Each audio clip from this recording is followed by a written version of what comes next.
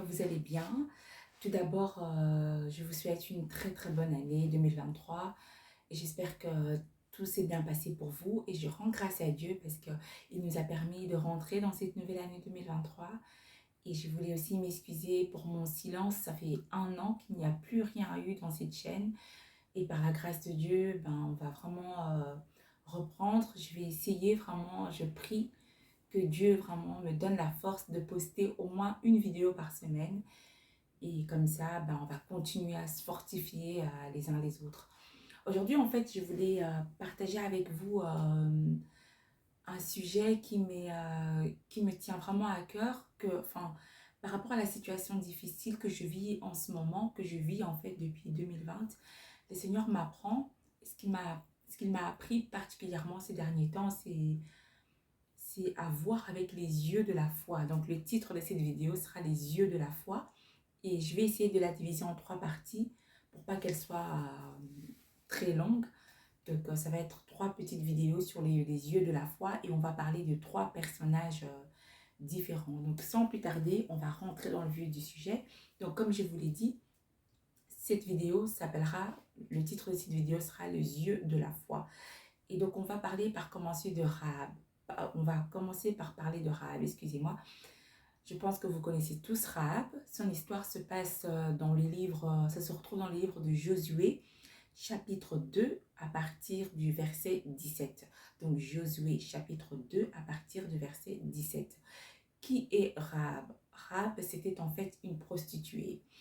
Et donc, en fait, dans le livre de Josué, l'Éternel avait donné déjà Jéricho au peuple d'Israël. C'est déjà avec Moïse.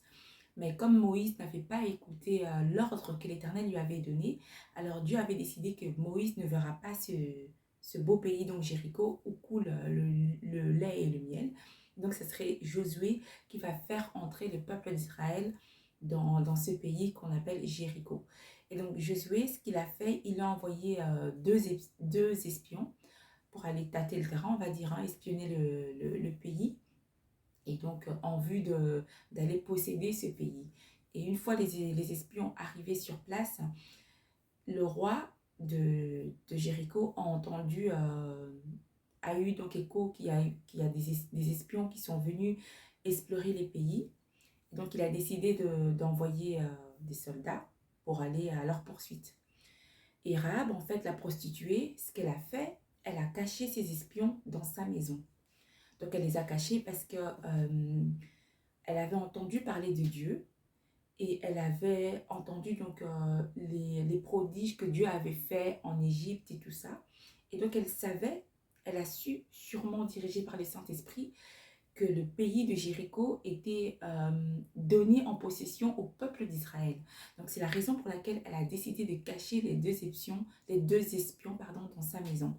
Et une fois les soldats arrivés devant sa maison, donc ils ont frappé, ils lui ont dit, livre-nous les soldats, les espions que tu as cachés dans ta maison. Et Rahab leur dira, oui, ils sont effectivement venus, mais ils sont repartis. Donc elle leur a pas livré les soldats. Mais elle leur dit, mais si vous partez tout de suite, parce qu'ils viennent de partir, si vous partez tout de suite, vous allez sûrement les rattraper parce qu'ils sont partis il n'y a pas longtemps. Donc Rahab, elle a caché ses espions chez elle. Et une fois que les soldats sont partis, elle va vers les espions et elle leur dit, je sais que l'Éternel vous a donné ce pays en possession et je sais que qu'il est avec vous et qu'il a combattu pour vous parce qu'on a entendu parler de lui, de tout ce qu'il a fait.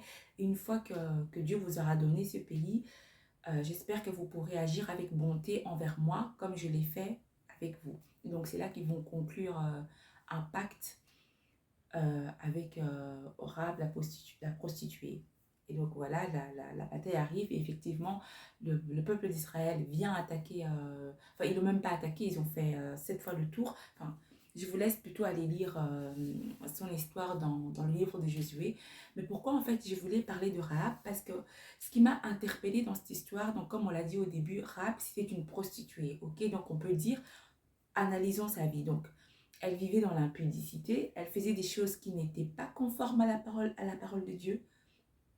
Mais une fois qu'elle a entendu parler de Dieu, une fois qu'elle a entendu parler des prodiges que Dieu avait faits, elle a activé ses yeux de la foi. Elle n'a pas regardé son état de prostituée. Elle ne s'est pas dit, est-ce que je serai sauvée, est-ce que je ne serai pas sauvée de un et de deux.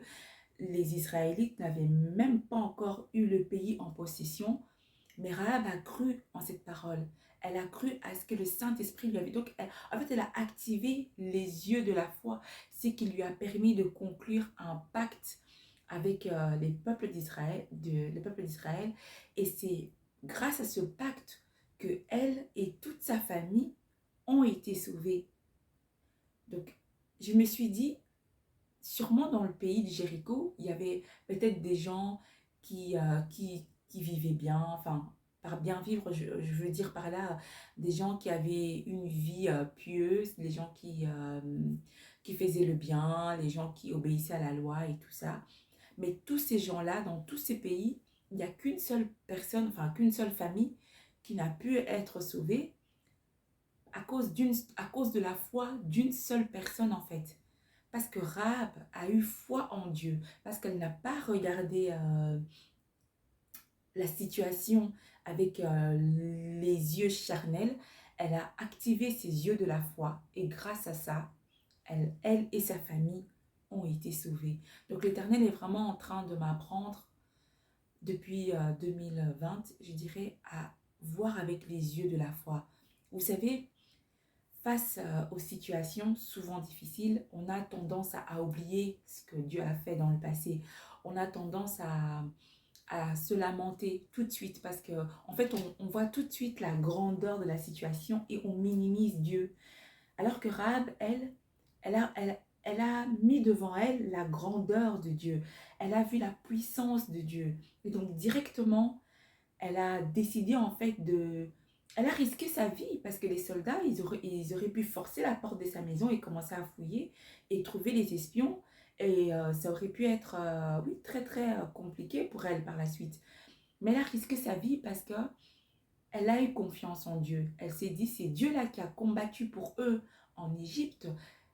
C'est le même Dieu qui va combattre pour eux et c'est sûr qu'il va leur donner la victoire. C'est pour cela que dès le départ, elle a choisi son camp. Et donc, face aux situations difficiles, comme je le disais, on a tendance à dramatiser, moi la première, hein, moi la première, on a tendance à voir la grandeur de la situation, à voir une haute montagne en fait, alors qu'il nous suffit de regarder à Dieu, il nous suffit de regarder à Dieu, et une fois qu'on regarde à Dieu, une fois qu'on considère la puissance, la grandeur de Dieu, le problème devient tout petit, et souvent la solution est juste là en face de nous.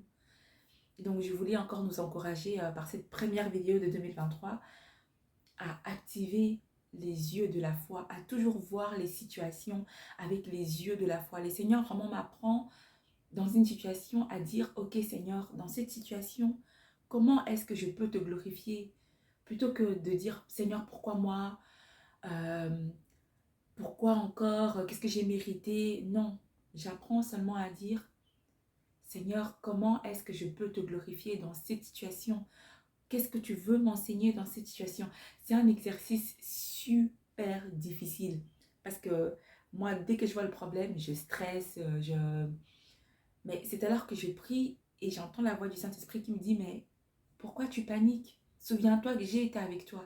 Souviens-toi, ces week-ends d'ailleurs, avec mon mari, on s'est remémoré toutes les situations difficiles par lesquelles nous sommes passés depuis que nous sommes mariés. Et ça nous a vraiment permis de nous rendre compte que, en fait, Dieu est là. Il est toujours là. Il a toujours été là et il sera toujours là. Donc, premier réflexe à avoir face aux situations difficiles, parce que la Bible nous dit dans Josué que tout le peuple tremblait quand ils ont entendu que les Israélites allaient venir. Ils ont tous commencé à paniquer, donc ils avaient tous perdu espoir. Mais aucun n'a activé les yeux de la foi. Aucun n'a été attentif à la voix du Saint-Esprit dont Rahab a entendu. Parce que je suis sûre qu'ils avaient tous entendu cette voix, mais elle fut la seule à avoir activé les yeux de la foi, à avoir regardé la situation avec la foi. Et c'est grâce à cette foi qu'elle a conclu un pacte avec le peuple d'Israël. Et ce pacte lui a sauvé la vie. Donc je vous encourage vraiment à regarder les situations difficiles avec les yeux de la foi et laisser Seigneur, à laisser Dieu faire le reste.